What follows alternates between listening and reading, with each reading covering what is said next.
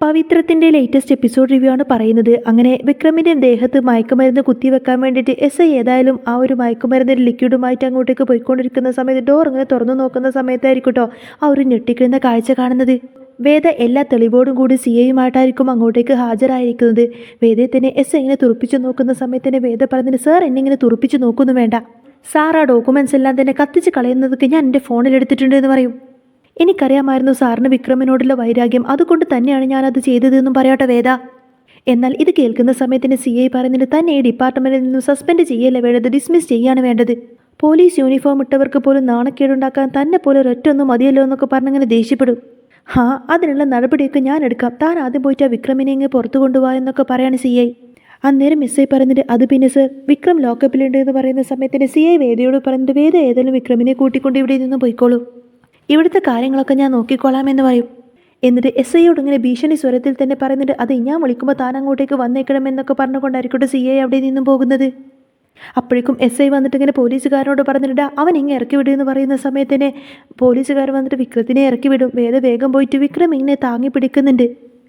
ഒന്നും നടക്കാൻ പോലും വയ്യാതെ ആകെ ഇടിച്ചങ്ങ് അവശനാക്കിയിട്ടുണ്ടാവട്ടോ. അങ്ങനെ ഒട്ടും വയ്യാത്ത അവസ്ഥയിലായിരിക്കും വിക്രമിനെ പോലീസുകാർ പുറത്തേക്ക് കൊണ്ടുവരുന്നത്.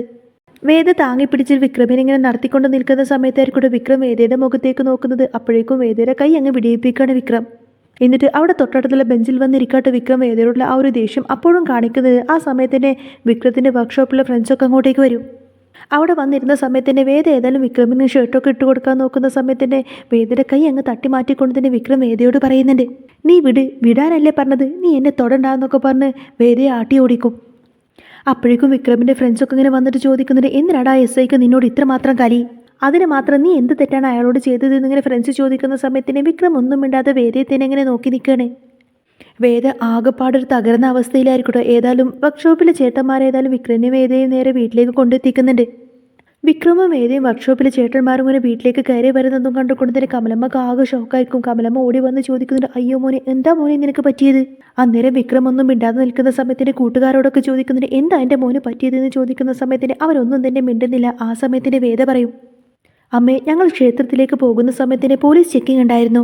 വിക്രമിന്റെ ബൈക്കിന് ലൈസൻസ് ഇല്ലായിരുന്നു, അതുപോലെ തന്നെ ഇൻഷുറൻസും തെറ്റിയിരുന്നു. അതിന്റെ പേരിൽ വിക്രം എന്തൊക്കെയോ പോലീസുകാരോട് പറഞ്ഞു. അങ്ങനെ ആ ഒരു ദേഷ്യത്തിൽ അവർ പിടിച്ചടിച്ചതാണെന്നൊക്കെ പറയും. എന്നാൽ ഇത് കേൾക്കുന്ന സമയത്തിന് കമലമ്മക്ക് അങ്ങ് വല്ലാതാവട്ടെ. വിക്രത്തിന്റെ മുഖം ഇങ്ങനെ തടവിക്കൊണ്ടതിന് അയ്യോ എൻ്റെ മോനെ അവർ ഒരുപാട് അകത്തേക്ക് തല്ലിയോ എന്നൊക്കെ ചോദിച്ചുകൊണ്ട് തന്നെ കമലമ്മക്ക് സങ്കടമായിരിക്കും. അന്നേരം വിക്രം പറയുന്നത് അങ്ങനെയൊന്നും ഇല്ല അമ്മേ, എനിക്ക് കുഴപ്പമൊന്നുമില്ല, അമ്മ വെറുതെ വിഷമിക്കൊന്നും വേണ്ട, എനിക്ക് കുറച്ച് നേരം ഒന്ന് റെസ്റ്റ് എടുത്താൽ മതി, അപ്പോഴേക്കും ഇതൊക്കെ അങ്ങ് മാറി കിട്ടുമെന്നൊക്കെ പറഞ്ഞ് വിക്രം അകത്തേക്ക് പോകാൻ നോക്കുന്ന സമയത്തിന് ഫ്രണ്ട്സ് പറയുന്നത് എന്നാൽ പിന്നെ ഞങ്ങൾ അങ്ങോട്ട് പോയിക്കോട്ടെ, എന്തെങ്കിലും ആവശ്യമുണ്ടെങ്കിൽ ഞങ്ങളെ വിളിക്കണമെന്നൊക്കെ പറഞ്ഞുകൊണ്ടായിരിക്കട്ടെ കൂട്ടുകാരെല്ലാം അവിടെ നിന്നും പോകുന്നത്. അങ്ങനെ വേദ വിക്രമിനെ കൂട്ടിക്കൊണ്ട് അകത്തേക്ക് പോയിക്കൊണ്ടിരിക്കുന്ന സമയത്തിന് കമലമ്മയോടായിട്ട് വേദ പറയുന്നത് വിക്രമിന്റെ ദേഹമൊക്കെ നന്നായിട്ട് വേദനിക്കുന്നുണ്ടാവും, അതുകൊണ്ട് ഒന്ന് ആവി പിടിച്ചു കൊടുത്താൽ നന്നായിരിക്കും അമ്മേ, വേദനയൊക്കെ പെട്ടെന്ന് മാറിക്കോളും എന്നൊക്കെ പറയട്ടെ വേദ.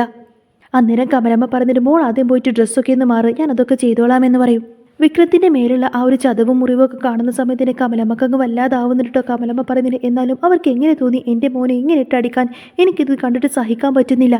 കമലമ്മ ഏതായാലും വെള്ളം ചൂടാക്കാൻ വേണ്ടിയിട്ട് അടുക്കളയിലേക്ക് പോകുന്നുണ്ട്. ഈ സമയത്ത് വേദ വിക്രമിന്റെ അടുത്തേക്ക് ചെല്ലുകയാണ്.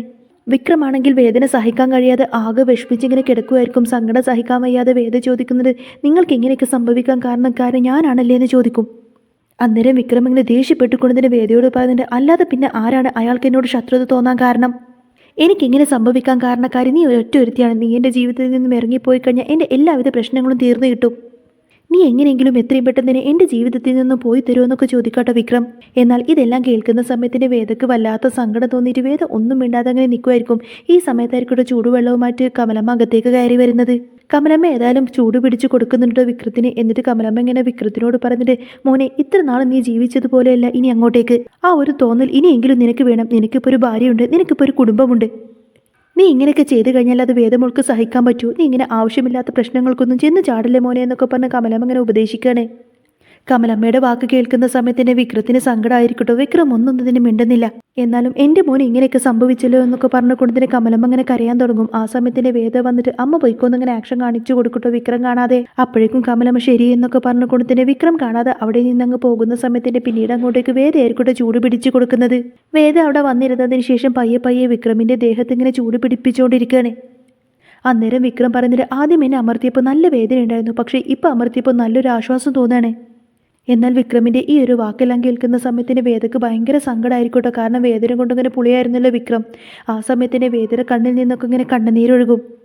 വേദിയുടെ കണ്ണിൽ നിന്ന് കണ്ണുനീര് നേരെ വിക്രത്തിൻ്റെ ദേഹത്തേക്ക് ഒറ്റുന്നത് കാണുന്ന സമയത്തിന് വിക്രത്തിന് അങ്ങ് വല്ലാതാവട്ടോ. അമ്മയാണെന്ന് വിചാരിച്ചുകൊണ്ടതിന് വിക്രം പറയുന്നുണ്ട്, കരയാതമ്മേ, ഇതൊക്കെ 2 ദിവസം കഴിഞ്ഞാൽ അങ്ങ് മാറിക്കോളും. കമലമ്മയാണെന്ന് വിചാരിച്ചുകൊണ്ടതിന് അമ്മ ഇങ്ങനെ സങ്കടപ്പെടല്ലേ എന്നൊക്കെ പറയാതിരിക്കട്ടെ വിക്രം. എന്നാൽ സങ്കടം സഹിക്കാൻ വയ്യാതെ വിക്രത്തിൻ്റെ വാക്കും കൂടി കേൾക്കുന്ന സമയത്തിന് വേദ ഇങ്ങനെ കരഞ്ഞുകൊണ്ടിരിക്കുകയാണ്. കണ്ണുനീര് ഒറ്റുന്ന സമയത്തിന് വിക്രം പയ്യെ ഇങ്ങനെ തിരിഞ്ഞു നോക്കുന്ന സമയത്തിന് കമലമ്മക്ക് പകരമായിട്ട് അവിടെ കാണുന്നത് വേദയായിരിക്കും. വേദയെ കാണുന്ന സമയത്തിന് വിക്രത്തിന് അങ്ങ് ദേഷ്യം വന്നിട്ട് അവിടെ നിന്നങ്ങ് ചാടി എഴുന്നേറ്റ് കൊണ്ട് തന്നെ ചോദിക്കുന്നുണ്ട്, എടി നീയോ? അല്ല, നീ എന്തിനാ കരയുന്നത്? എനിക്ക് എന്ത് സംഭവിച്ചാലും നിനക്കെന്താ മതി, നീ കൊണ്ടുപോയിക്കോ നിന്റെ ചൂടുവെള്ളമൊക്കെ. അന്നേരം വേദ പറഞ്ഞിട്ട്, ഞാൻ ഇവിടെ നിന്നും എങ്ങോട്ടേക്കും പോകുന്നില്ല വിക്രം ഒന്നും മിണ്ടാതെ കിടന്നേ. അന്നേരം വിക്രം ചോദിക്കുന്നത്, അല്ല എനിക്കെന്ത് പറ്റിയാലും നിനക്കെന്താ? അല്ല, നീ എന്തിനാ ഇങ്ങനെ കരയുന്നത്? എന്നെ വിചാരിച്ച് നീ കരയേണ്ട ആവശ്യമൊന്നുമില്ല. കാരണം അതിന് മാത്രമുള്ള അടുപ്പമൊന്നും ഞാനും നീയും തമ്മിലില്ല. നിന്റെ കഴുത്തിൽ താലി കെട്ടിയെന്നല്ലാതെ മറ്റൊരു ബന്ധവും നമ്മൾ തമ്മിലില്ല എന്നൊക്കെ പറയട്ടെ വിക്രം. അന്നേരം വേദ ചോദിക്കുന്നത്, എന്തിനാ വിക്രം ഈ സമയത്ത് എന്നോട് ഇങ്ങനെയൊക്കെ പറയുന്നത്? ഇപ്പം എൻ്റെ മനസ്സിലുള്ള വിഷമം എത്രമാത്രമാണെന്നൊന്നും നിനക്ക് പറഞ്ഞാൽ മനസ്സിലാവില്ല. ഞാൻ പോലും അറിയാതെ ഞാൻ എങ്ങാനും നിങ്ങളെ സ്നേഹിച്ചു പോകുന്നുണ്ടോ എന്നൊരു സംശയം എന്നൊക്കെ പറഞ്ഞുകൊണ്ടതിന് വേദ അങ്ങ് പൊട്ടിക്കരയാൻ തുടങ്ങും. ഇത് കേൾക്കുന്ന സമയത്തിന് പിന്നീട് വിക്രം ഒന്നും തന്നെ മിണ്ടുന്നില്ല. കമലമ്മ ഏതായാലും പുറത്തേക്ക് വന്നിട്ട് വിക്രത്തിൻ്റെ കാര്യം ആലോചിച്ചിട്ട് ഇങ്ങനെ വിഷമിച്ചിരുന്ന് കരയുന്ന സമയത്തിന് വിശ്വം വന്ന് പറഞ്ഞിട്ട്, അമ്മ ഇങ്ങനെ അവൻ്റെ കാര്യം ആലോചിച്ചിട്ട് കരയല്ലേ അമ്മേ? അവന് പ്രത്യേകിച്ചൊന്നും പറ്റിയില്ലല്ലോ. അവൻ്റെ ദേഹത്ത് ചെറിയൊരു ചതവ് അത്രയല്ലേ പറ്റിയുള്ളൂ. അതൊക്കെ 2 ദിവസം കഴിയുമ്പോഴേക്കും അങ്ങ് മാറിക്കോളും. അതിന് അമ്മ ഇത്രമാത്രം വിഷമിച്ചിരിക്കേണ്ട കാര്യമൊന്നുമില്ല എന്നൊക്കെ പറയും. അന്നേരം കമലമ്മ ചോദിക്കുന്നുണ്ട്, നീ കണ്ടോടാ അവനെ? എല്ലാവരും ചേർന്നിട്ട് അവനെ അങ്ങ് തല്ലി ചതച്ച് വെച്ചേക്കുവാണ്. പാവം എൻ്റെ വിക്രം. അവൻ എത്രമാത്രം സന്തോഷത്തോടു കൂടി ഇവിടെ നിന്നും ഇറങ്ങിപ്പോയതായിരുന്നു എന്നറിയോ? ഇപ്പോൾ അവൻ കിടക്കുന്ന കിടപ്പ് കണ്ടോ നീ? ഒരമ്മക്കത് സഹിക്കാൻ പറ്റുമോ? അതൊന്നും പറഞ്ഞാൽ നിനക്ക് മനസ്സിലാവില്ല എന്നൊക്കെ പറഞ്ഞ് കമലമ്മ അങ്ങനെ കരയാട്ടോ. അതിൻ്റെയൊക്കെ വിഷമമൊക്കെ ഒരമ്മക്ക് പറഞ്ഞാലേ മനസ്സിലാവുള്ളൂ എന്നൊക്കെ പറഞ്ഞുകൊണ്ടിട്ട് കമലമ്മ അങ്ങനെ നിർത്താതെ കരയാൻ തുടങ്ങാട്ടോ. ആ സമയത്തിന് നന്ദിനി പറഞ്ഞിട്ട്, അല്ലെങ്കിലും ഇതൊക്കെ വന്നിട്ടില്ലെങ്കിലേ അതിശയുള്ളൂ. ഇതിനെല്ലാത്തിനും കാരണക്കാരി അവൾ ഒറ്റൊരുത്തിയാണ്, ആ വേദ. അവളല്ലേ വിക്രമിനെ നിർബന്ധിച്ച് കൂട്ടിക്കൊണ്ട് അമ്പലത്തിലേക്ക് കൊണ്ടുപോയത്. അതുകൊണ്ട് തന്നെയല്ലേ ഇങ്ങനെയൊക്കെ വിക്രത്തിന് സംഭവിച്ചതും. അവൾ എന്ന് ഈ വീട്ടിൽ കാലെടുത്ത് വെച്ച് കുത്തിയോ അന്നു മുതൽ വിക്രം പോലീസ് സ്റ്റേഷനിൽ കയറാൻ തുടങ്ങിയതാണ്. ഓരോ തവണകളായിട്ട് പോലീസുകാർ അവനെ സ്റ്റേഷനിലേക്ക് കൊണ്ടുപോയിട്ട് അങ്ങ് തല്ലിച്ചതക്കുവാണ്. നേരത്തെയൊന്നും വിക്രമിന് ഇങ്ങനെയൊന്നും ഉണ്ടായിരുന്നില്ലല്ലോ. എല്ലാത്തിനും കാരണക്കാരി ആ വേദ തന്നെയാണ്. അമ്മ തന്നെ ഒന്ന് ആലോചിച്ച് നോക്കുന്നൊക്കെ പറയട്ടെ നന്ദിനി. ആ സമയത്തിനെ കമലമ്മ പറയുന്നുണ്ട്, ഇതിൻ്റെ പേരിൽ ഇനി എല്ലാവരും ചേർന്നിട്ട് വേദമോളെ കുറ്റം പറയൊന്നും വേണ്ട. വേദമോൾ യാതൊരുവിധ തെറ്റും ചെയ്തിട്ടില്ല. ഇവരിങ്ങനെ സംസാരിച്ചുകൊണ്ട് നിൽക്കുന്ന സമയത്തായിരിക്കട്ടെ ഓടിപ്പിടിച്ചുകൊണ്ട് തന്നെ രാധ അങ്ങോട്ടേക്ക് കയറി വരുന്നത്. രാധ വന്ന് ചോദിക്കുന്നുണ്ട്, അമ്മേ, ഞാനൊരു കാര്യം അറിഞ്ഞു, അതെല്ലാം തന്നെ സത്യമാണോ എന്ന് ചോദിക്കും. അപ്പോഴേക്കും ആരും ഒന്നും മിണ്ടുന്നില്ല കേട്ടോ. രാധ വീണ്ടും ചോദിക്കുന്നുണ്ട്, വിക്രത്തിന് പോലീസുകാരെല്ലാം ചേർന്ന് തല്ലി ചതച്ചു എന്നറിഞ്ഞത് ഞാൻ അറിഞ്ഞത് സത്യമാണോ അമ്മയെന്ന് ചോദിക്കാണ് രാധ. അപ്പോഴേക്കും കമലമ്മ പറയുന്നുണ്ട്, അതേ മോളെ, ആ പോലീസുകാരെല്ലാവരും ചേർന്ന് കൊണ്ടതിന് എൻ്റെ മോനെ അങ്ങ് തല്ലി ചതച്ചു എന്ന് പറഞ്ഞ് കമലമ്മക്ക് വീണ്ടും സങ്കടമായിരിക്കും. അവനാണെങ്കിൽ ഒന്ന് എണീക്കാൻ പോലും കഴിയാതെ ആകെ ശരീരം തളർന്ന് കിടക്കുകയാണെന്നൊക്കെ പറയട്ടെ കമലം. എന്നാൽ ഇത് കേൾക്കുന്ന സമയത്തിന് രാധക്ക് ഭയങ്കര സങ്കടമായിരിക്കും. അയ്യോ അമ്മേ, ഞാൻ ഏതായാലും വിക്രമിനെ കണ്ടിട്ട് വരാമെന്നൊക്കെ പറഞ്ഞുകൊണ്ട് രാധ വേഗം ഓടിയിട്ട് വിക്രമിൻ്റെ ബെഡ്റൂമിലേക്ക് പോകുമായിരിക്കും. അന്നേരം കമലം ഇങ്ങനെ പുറകിൽ നിന്ന് വിളിക്കുന്നുണ്ട്, രാധ ഒന്ന് അവിടെ നിന്നേന്ന് പറയും. അപ്പോഴേക്കും എന്താ അമ്മേ, ഞാൻ പോയിട്ട് വിക്രമിനെ കണ്ടിട്ട് വരാമെന്ന് പറയും. എനിക്കവനെ കാണണം. വിക്രമിനെ പോലീസുകാരിട്ട് തല്ലി എന്ന് കേട്ടപ്പോഴേക്കും ഞാൻ എത്രമാത്രം വിഷമിച്ചു എന്നറിയോ?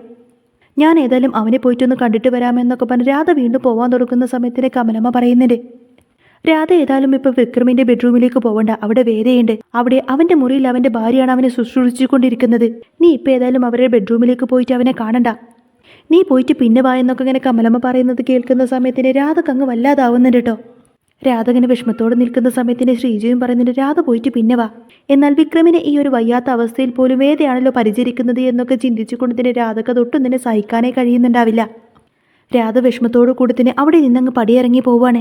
രാധ അവിടെ നിന്നും പടിയിറങ്ങി പോയതിനു ശേഷം വിക്രമിൻ്റെ മുറിയിലെ ആ ഒരു ജനവാതിൽ കൂടി ഇങ്ങനെ നോക്കി നിൽക്കുന്ന സമയത്തിന് വേദ വിക്രമിങ്ങനെ ചൂട് പിടിക്കുന്നതായിട്ടാണ് കേട്ടോ രാധ കാണുന്നത്. ഇത് കണ്ടിട്ട് ഒട്ടും തന്നെ സഹിക്കാൻ കഴിയുന്നില്ല രാധക്ക്.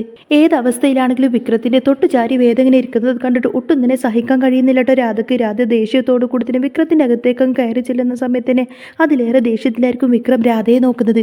ഇനി അടിപൊളിയായിട്ടുള്ള ത്രില്ലിംഗ് ആയിട്ടുള്ള സൂപ്പർ ആയിട്ടുള്ള എപ്പിസോഡൊക്കെ വരാൻ പോകുന്നുണ്ട് കേട്ടോ. അപ്പോൾ നിങ്ങൾക്ക് ഈ ഒരു ചാനൽ ഇഷ്ടമാണെങ്കിൽ എന്നും ഇതേപോലെ തന്നെ അപ്കമിങ് റിവ്യൂസും ഡെയിലി റിവ്യൂസും ഒക്കെ കേൾക്കാൻ താല്പര്യമുണ്ടെങ്കിൽ തീർച്ചയായിട്ടും നിങ്ങൾ എൻ്റെ ചാനൽ സബ്സ്ക്രൈബ് ചെയ്ത് സപ്പോർട്ട് ചെയ്യാൻ മറക്കല്ലേ.